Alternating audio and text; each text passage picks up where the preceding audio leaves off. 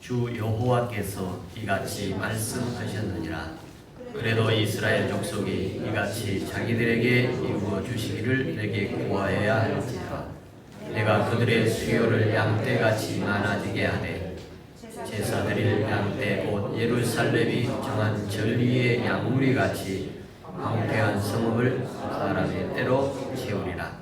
그리한즉 그들이 나를 여호와인 줄 알리라 하셨느니라. 아멘. 저는 영동교회 성도들에게 7월 한 달 동안 에스겔서를 읽고 듣고 보자고 말씀을 했습니다. 어떤 분들은 읽으셨을 것이고 또 어떤 분들은 일부를 읽으셨을 것이고 또 어떤 분들은 바빠서 전혀 읽지 못하신 분들도 계실 것입니다. 바람은 며칠 안 남았는데 꼭 한번 읽으셨으면 하는 바람입니다. 지난 주일에는 에스겔서 37장을 본문으로 해서 에스겔 골짜기 복음이라는 제목으로 설교도 하기도 했고요. 또 주중에 영동교회 카톡에 에스겔 3장에 있는 말씀을 올려서 성경을 좀 읽도록 이렇게 요청하기도 했습니다. 그러면서 저도 에스겔서를 이렇게 보게 되어지고 또 듣기도 하고 그러는 가운데 특별히 주중에는 에스겔서를 들을 수 있도록 카톡방에 올렸던 그 내용을 듣는데 한 번에 처음부터 끝까지 다 들을 수 있는 멈춰지지 않고 이렇게 들어지는 그런 시간이 있었습니다.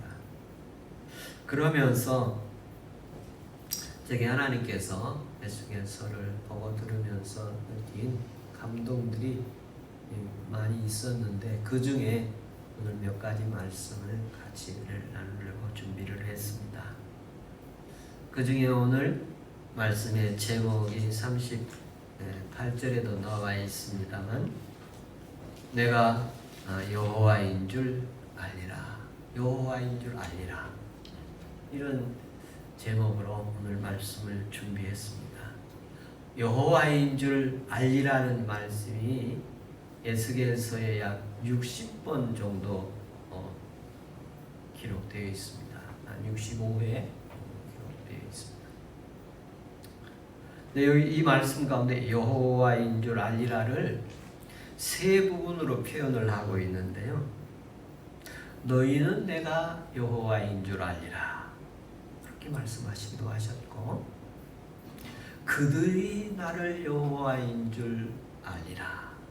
이렇게도 표현하시기도 하셨고 열국이 여호와를 알게 될 것이다. 이렇게 말씀하시기도 하셨습니다. 에스겔서를 보면 나도 예수님을 알게 되고 이집트도 이웃들도 예수님을 알게 되고 온 인류가 메시아를 알게 된다고 말씀하십니다. 에스겔을 보면서 하나님을 알게 되는 은혜가 있기를 축복합니다. 아멘. 여호와를 알게 된다. 하나님을 알게 된다. 오늘 우리에게 더 구체적으로 하면 예수님을 알게 된다. 그런데 이 알게 된다는 말은 지식적으로 알게 된다는 차원을 넘어 경험적으로 알게 된다는, 체험적으로 알게 된다는 단계를 더 넘어서 하나님이 알게 해주셔서 알게 되는 알음을 말합니다. 하나님이 알게 하실 때 베드로는 그렇게 표현했어요. 너희는 나를 누구라 하느냐? 사람들은 예수 선생님을 선지자라고도 하고 메시아라고도 하고 뭐 이런 여러 얘기를 합니다. 할 때에 너는 나를 누구라고 하느냐 할 때에 주는 그리스도에 살아계신 하나님의 아들입니다. 베드로가 이렇게 고백할 때 예수님께서 그에게 하신 말씀이 무엇이냐면 그것은 네가 아는 것이 아니라 하나님이 성령이 너를 알게 하신 것이다. 그렇게 표현을 하십니다. 하나님이 알게 하신 거예요. 우리가 여러분 요즘에 이렇게 여러 가지 제한들을 받고 있어서 그 사람들의 만남이 또는 어떤 모임들이 어려움들이 있습니다만 한 가지 예를 들면 그렇습니다. 금주부터 야구 경기에 10% 정도의 관중들을 입장하도록 허용했다고 그래요. 그러면 여러분 가서 이제 보고 응원을 할 거 아닙니까? 그럼 그 관중으로서 응원을 하면 야구하는 걸 봤잖아요. 그 야구에 대해서 아는 것이죠. 아니면 텔레비전을 통해서 이렇게 보고 또 그것도 우리 야구에 알 수 있죠. 근데 그보다 더 알 수 있는 것은 그라운드에서 직접 야구 경기에 출전하는 선수들은 야구에 대해서 더 훨씬 알게 되지요. 그러니까 우리가 알고 있는 그 하나님 여호와를 알리라 하는 말은 우리가 신앙생활을 하다 보면 이렇게 들어서 알 수 있고 배워서 알 수 있는 이런 알음이 아니라 하나님이 알려주신, 알게 해주신, 만나주시고 찾아주시고 예수님의 십자가 보혈을 믿어지게 하고 예수님을 나의 구원자로 모셔지게 하고 하나님이 나의 아버지가 되어주시고 이런 하나님의 살아계심이 내게 체험되어지고 경험되어지도록 하는 것이 바로 여호와를 알 줄 알려주신다 하신 말씀이십니다. 하나님께서 은혜 주셔서 여호와인 줄 알리시는 역사가 이번 한 주간도 있기를 축복합니다. 이런 일들을 이루어져 가면서 하나님께서 이렇게 하시는 일들이 있는데요. 제가 첫 번째 다가온 말씀이 3장에 있는 말씀입니다. 3장 1절부터 3절까지 보면 인자를 데리고 가서 또 얘기하는데 인자야 이 두루마기를 먹어라. 그러니까 에스겔이 입을 벌렸더니 두루마리를 입에다 넣어줬어. 그러면서 뭐라고 그러면 내 창자에 채우라 이렇게 말씀을 하십니다. 이 두루마리를 먹으라고 하시고 입을 벌리니 먹여주시고 그리고 배에 넣어서 창자까지 채워주시고 이게 환상으로 하나님과 에스겔과의 지금 상황이 되어진 것이 3장에 있습니다. 저는 이 에스겔서를 이렇게 들으면서 이 부분에 멈출 수가 없었어요. 하나님의 말씀을 들으면 단잠을 주기도 하시고 그런가 하면 꿀같이 달게도 하시고 3절 후반 마지막 부분은 내 입에서 달기가 꿀 같더라. 성경 말씀을 읽으면 들으면 보면 꿀과 같이 맛이 있고 그리고 소화가 되고 그 말씀이 힘이 되고 설교가 지루하지 않고 짧게 느껴지고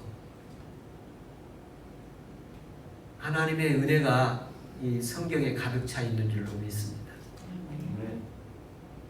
이 성경을 읽지 못하도록 하는 것들이 여러 가지 우리 주변에 있을 수 있습니다만 다 물리치시고 성경을 읽을 수 있는 시간 내시고 읽을 수 있는 시간이 없으면 듣기라도 하시고 차를 타고 오고 할 때라도 교통편이라도 오고 할 때 들으시는 은혜가 있기를 바랍니다.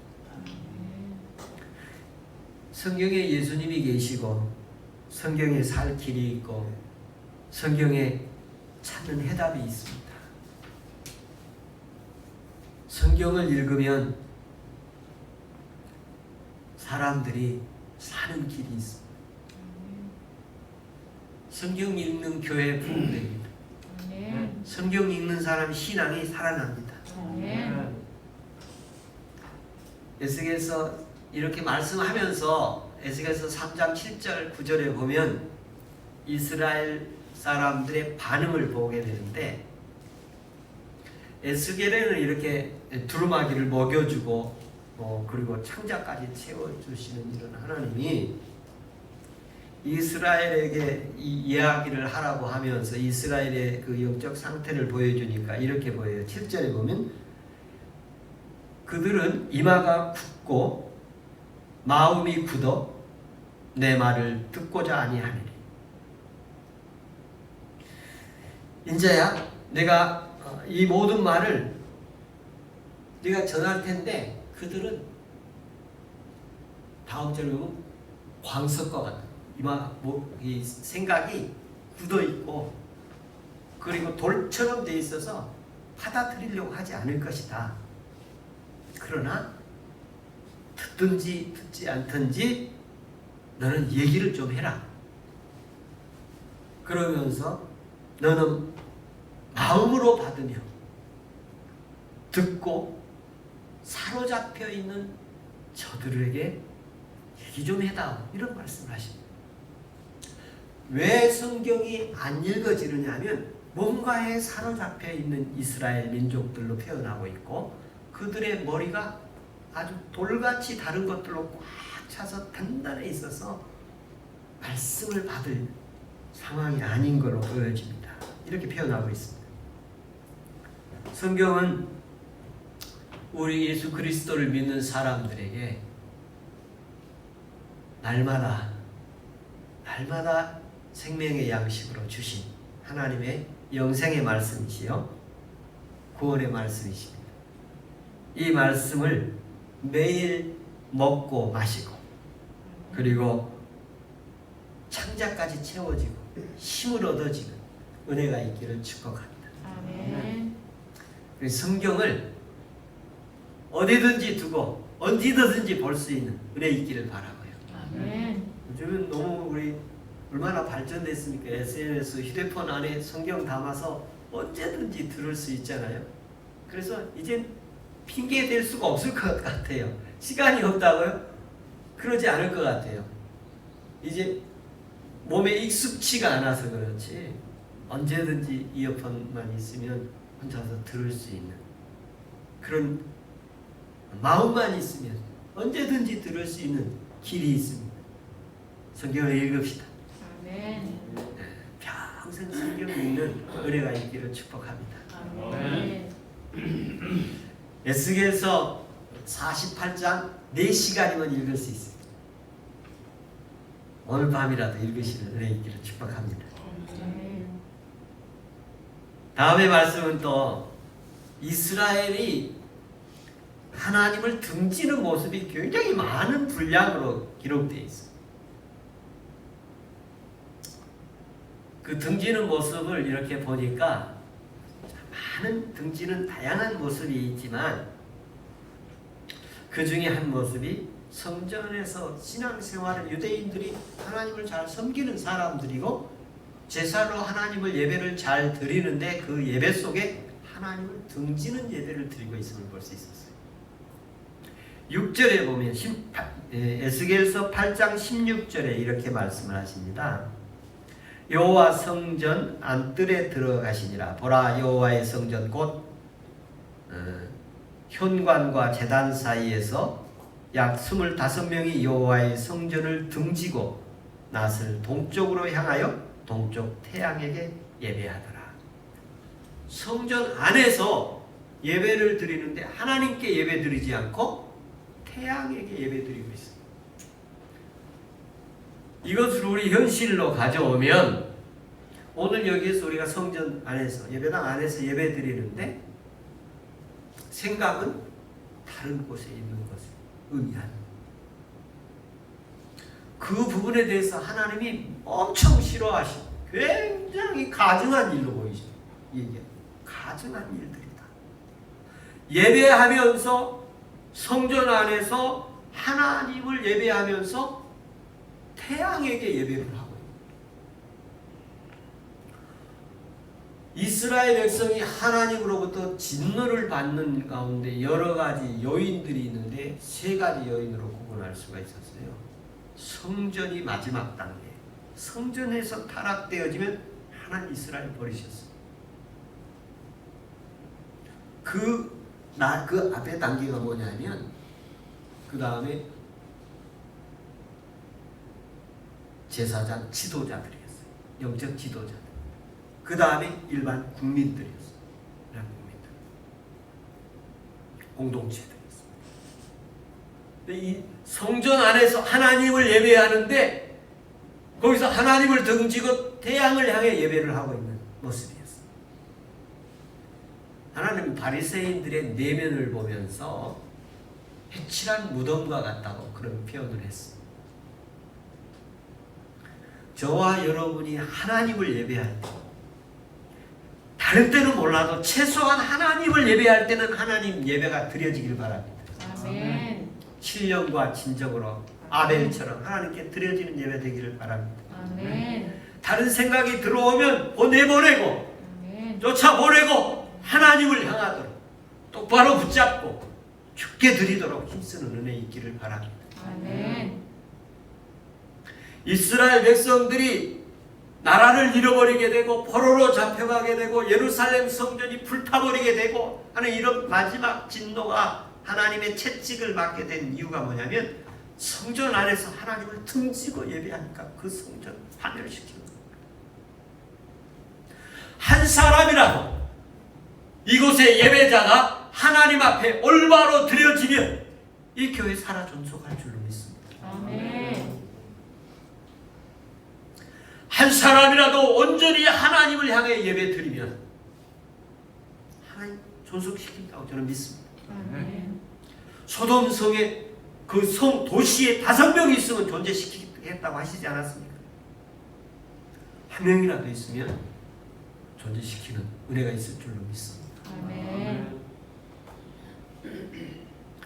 이스라엘에는 3가지 반역이 있었습니다.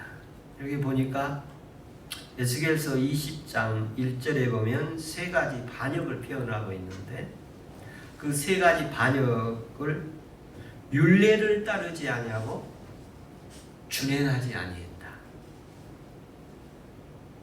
율례는 이스라엘 그 국민들에게 준 하나님의 율법이에요.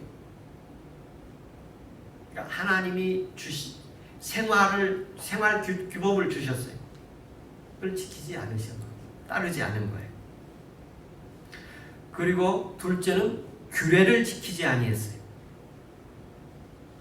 이 규례는 구체적인 지침들이에요.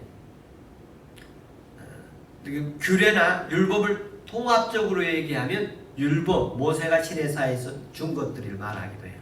근데 거기 보면 이스라엘 백성들이 살아갈 수 있도록 이렇게 구체적인 내용들이 있습니다. 우리도 예수 믿으면 살아갈 수 있는 나름대로의 어떤 생활 규범들이 있지 않습니까? 그것을 지키지 않은 거예요. 따르지 않고 그리고 무시하고 멸시하는 거예요. 외면한 겁니다. 세 번째 하나님께서 반역으로 본 것은 안식일을 더럽히는 것을 말씀하고 있었어요. 안식일을 더럽혔습니다.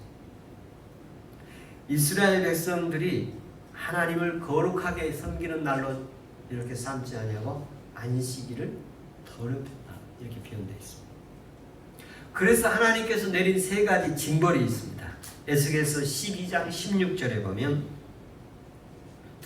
너희 중 몇 사람을 남겨 칼과 기근과 전염병에서 이런 표현을 합니다.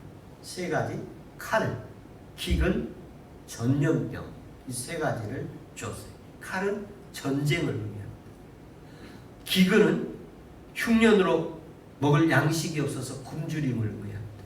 경제적 파탄을 얘기합니다. 그리고 3번째 전염병을 질병으로 하나님 진노하시고 계십니다. 지금 전 세계가 이 코로나 바이러스, 이 질병의 세균 감염돼서 난리 팬데믹이 이렇게 왔습니다만 이때 우리가 기억해야 돼. 어떻게 하나님을 더 잘 섬길 수 있을까? 어떻게 하나님을 더 가까이 갈 수 있을까? 어떻게 하면 하나님과 더 깊은 은밀한 뜻을 이루어 갈 수 있을까? 사람들 만나지 말고 하나님 만나라고 그러잖아요. 네. 또 하나님께서 은혜 주셔서 개인적으로 주님과 더 깊은 영적 기회들이 되기를 축복합니다. 아멘. 이 너무 어렵잖아요. 너무 어려워져 가고 있어요. 하나님 더 의지하라고, 아멘. 하나님 더 구하라고. 아멘. 이렇게 이 시기에 하나님을 더 찾는 은혜가 있기를 바랍니다. 아멘. 이스라엘 백성들은 어떻게 생각했느냐면 이 어려움이 우리 조상들이 잘못해서 그랬다.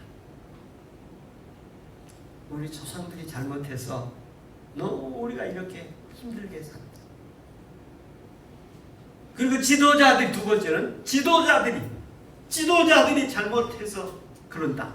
이렇게 하나님 앞에 아주 원망, 불평들을 했어. 그러니까 에스겔 선지자가 뭐라고 표현을 하냐면 에스겔 14장 20절에 보면 이 자리에 노아가 있더라도, 다니엘이 있더라도, 욥이 있더라도 자기만 구원받을 수 있을 것이지 자식들 구원할 수 있는 상황이 아니다. 아버지가 신포도를 먹는다고 아들이 이가 시겠느냐? 아버지의 죄를 아들에게 갚겠느냐? 하나님은 그런 분이 아니시다. 각자 하나님이 원하시는 뜻을 이루지 못하기 때문에 하나님이 징벌하시는 것이다. 돌이켜야 된다. 그렇게 말씀을 하시고 계십니다. 나는 잘하는데 누가 잘못해서 이렇게 되는 건 아니에요. 각자에게 하나님에 대한 책임이 있음을 말씀하고 있습니다. 성경은 이렇게 표현을 하고 있습니다. 에스겔서 18장 32절에 보면 주 여호와의 말씀이니라 죽을 자는 죽는 것도 내가 기뻐하지 아니하노니 너희는 스스로 돌이켜 살아라. 죽을 자가 죽는 것도 하나님 기뻐하시지 않으신 분이십니다. 마땅히 죽어야 할 자가 죽는데도 하나님은 안타까워 하시는 분이십니다.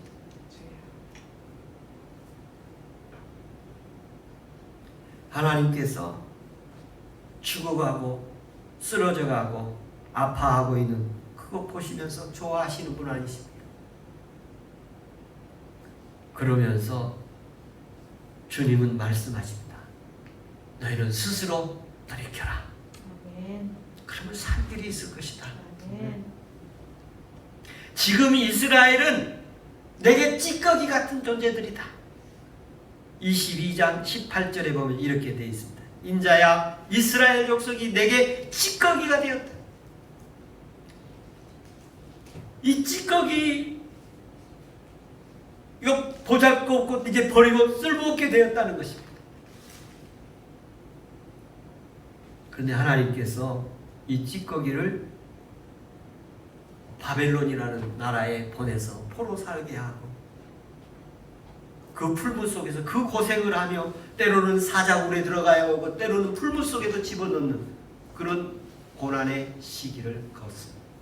거기에서 단련되고 연단되어서 이제 하나님 살려주십시오. 하나님 우리가 하나님께로 돌아가겠습니다. 그래서 이스라엘 백성들이 당시에 바벨론으로 3차에 거쳐서 포로로 잡혀가고 70년 후에 3차에 걸쳐서 포로들이 귀환하는 그런 기회들이 주어지게 되는데요.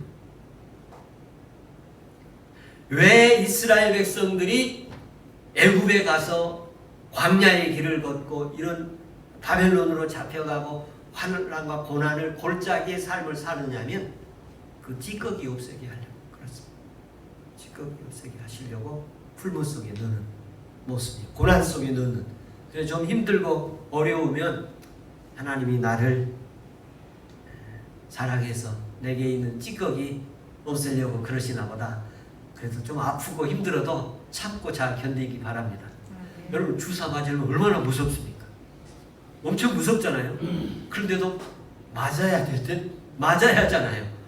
하나님께서 우리에게 골짜기 주시고 아픔 주실 때 내 찌꺼기 제거하는 과정이라 생각하고 하나님 앞에 더 가까이 가고 돌아서는 은혜 있기를 축복합니다. 아멘.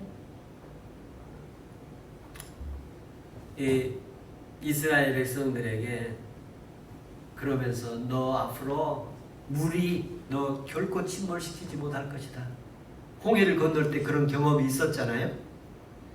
그리고 불이 너를 사르지 못할 것이다. 그 광야를 지날 때 그런 거 느꼈잖아요. 불기둥이 자기들을 이렇게 사르지 아니하고 보호를 해줬지 않습니까? 그러면서 몇 가지 그들의 죄악성을 얘기했는데 소돔 고모라 성보다 더 안 좋은 모습으로 이스라엘 백성들을 표현하고 있었어요. 에스겔 16장 49절에 보면 소돔 성을 내가 왜 멸망시킨 줄 알았느냐? 거기에는 딸들의 교만함, 풍족함과 태평함이 있을 때에 궁핍한 자들을 돌보지 아니했다. 이런 표현이 소돔의 당시의 영적, 사회적 상황을 얘기하시고 소돔이 풍요로웠어, 태평스러웠어. 그런데 자기들만 배 채우고 노는 거에 대해서 하나님이 원치 않으셨어요. 두 번째 모습 가운데 하나는 목자들의 몰락이에요. 목자들이 양들을 생각지 않고 돌보지를 않고 찾지를 않고 자기 생각만 했다. 이렇게 표현되어 있습니다. 그러면서 주님, 내가 반드시 이 마른 뼈들이 살아나게 하는 것처럼 너희를 회복시킬 것이다. 살려줄 것이다. 37장에 24절부터 28절까지 내가 다윗에게 약속했던 그 언약처럼 내가 반드시 이스라엘을 회복시킬 것이다. 그리고 이렇게까지 표현합니다. 오늘 37절에 보면 주 여호와께서 이같이 말씀하셨느니라. 그래도 이스라엘 족속이 이같이 자기들에게 이루어 주기를 구하여야 할지니 내가 그들의 수요를 양떼같이 맡게 하리라. 예루살렘에 절기가 되면 전 국민들이 양을, 소를, 짐승을 가지고 하나님께 번제를 드리러 오게 됩니다. 그러면 예루살렘 시내가 양으로 가득 차는 그런 모습이었어요. 그런 것처럼 사람으로 가득 차게 하리라. 저는 그래서 금주에 하나님께 굉장히 희망적인 그런 소망을 가지게 됐습니다. 하나님께서 사람으로 양떼처럼 채우리라. 이렇게 표현을 하셨어요. 그래서 하나님께서 명동교회 사람들, 하나님의 사람들을 채우시고 역사하실 줄로 믿습니다. 아멘. 우리의 삶의 역사 속에서도 은혜 있기를 축복합니다. 아멘. 이사야는 메시아를 고난의 종으로 표현합니다만 에스겔은 희망의 구원자로 표현하십니다. 희망의 구원자. 마른 뼈들이 군대가 되는 것처럼, 그리고 사막에 꽃이 피게 하는 것처럼 하나님께서 무너진 것을 회복시키고 일으키시고 살려주실 것이다. 이렇게 표현을 하십니다. 하나님은 우리를 향해서 좋은 계획 가지고 계신 줄로 믿습니다. 아멘. 하나님 이 무더위 7월에 하나님 은혜 주시기를 축복합니다. 아멘. 이 장마에 하나님 은혜 주시기를 축복합니다. 아멘. 하나님께서 이렇게 말씀을 하십니다. 37절 같이 한번 읽어보도록 하겠습니다. 37절 같이 한번 읽겠습니다. 주 여호와께서 이같이 말씀하셨느니라. 그래도 이스라엘 족속이 이같이 자기들에게 이루어 주시기를 내게 구해야 할지라. 그들의 수요가 양떼같이 많아지게 하리라. 아멘. 양떼같이 많게 해주겠다 한데 그래도 구해야 하리라. 아멘.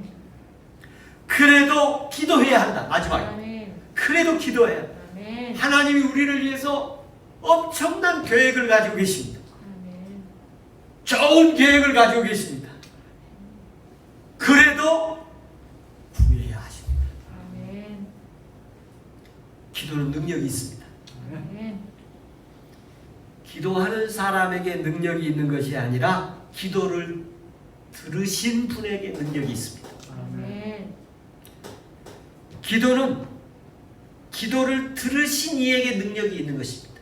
기도하는 사람에게 능력이 있는 것이 아니라 기도를 들으시는 하나님에게 능력이 있는 것입니다. 그러므로 기도를 하면 들으시고 들으신 하나님이 우리에게 능력 되어 주십니다. 아멘. 37절에 여호와께서 이같이 말씀하셨느니라. 그래도 이스라엘 족속이 이같이 자기들에게 이루어 주기를 내게 구하여야 할지니라. 하나님께서 우리를 사랑하시고 계십니다. 기도하면 이루어 주실 줄로 믿습니다. 아멘. 주께서 은혜 주시기를 축복합니다. 아멘.